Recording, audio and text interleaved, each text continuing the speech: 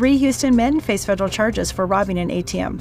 St. George City appoints its new community development director, and SpaceX's Falcon 9 lights up the southern Utah skyline. You're watching St. George News at 5. Good afternoon, I'm Christy Langenheim. 3 of 5 suspects arrested for the ATM robbery in St. George in December of 2023 recently appeared in federal court. Here's Cody Blowers with more on the hearing.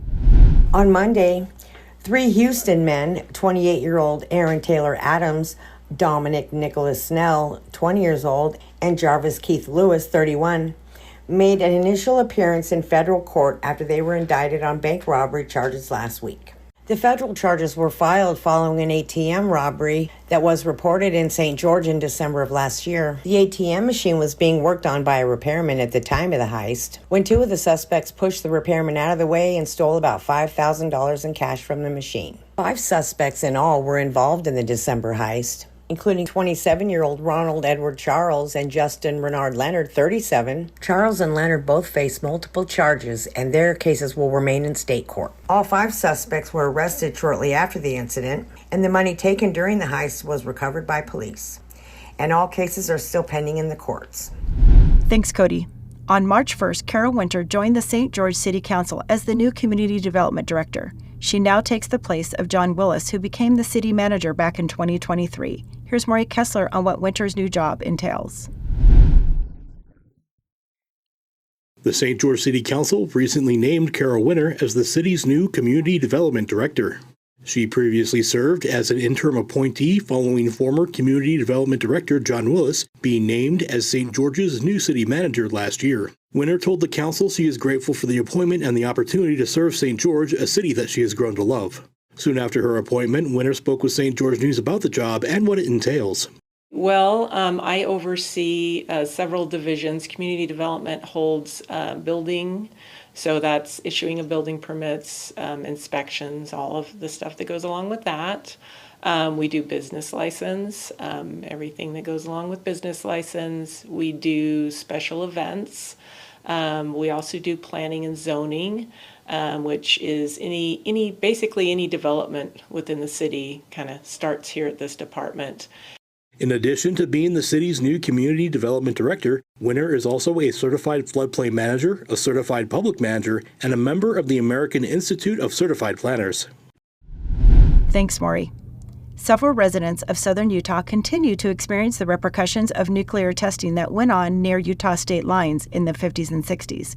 Chris Reed explains how those affected could find compensation through a recent Senate bill passage.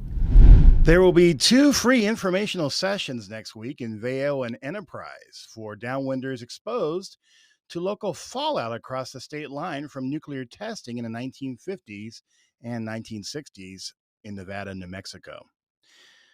The recent Oscar Best Picture winner, Oppenheimer, has put new attention on those locally who got cancers and other illnesses when they were exposed to nuclear fallout that blanketed St. George in the 1950s and 60s. The Radiation Exposure Compensation Act, due to expire in June, provides up to $50,000 for downwinders alive and deceased and their families for expenses from those diseases.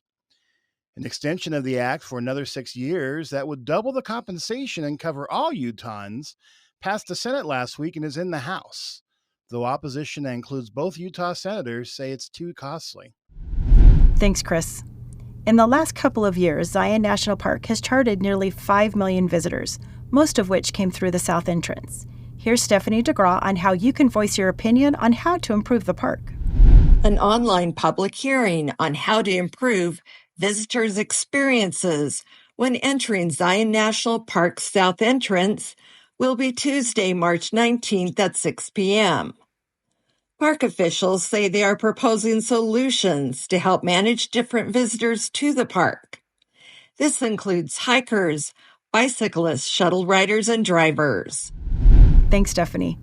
Even with the regularity of SpaceX's Falcon 9 rocket launches, they continue to fascinate southern Utah residents. Monday night saw another Starlink satellite mission launching from California, which was visible throughout the region. The event paired with a rare sighting of the International Space Station directly overhead, according to the data from NASA. As the Falcon 9's plume graced the horizon in St. George, its first stage completed its task before separating for a successful landing on a drone ship in the Pacific Ocean, ready for its next mission. Thank you for watching St. George News at 5. I'm Christy Langenheim with St. George News, your #1 source for local news. This has been St. George News at 5.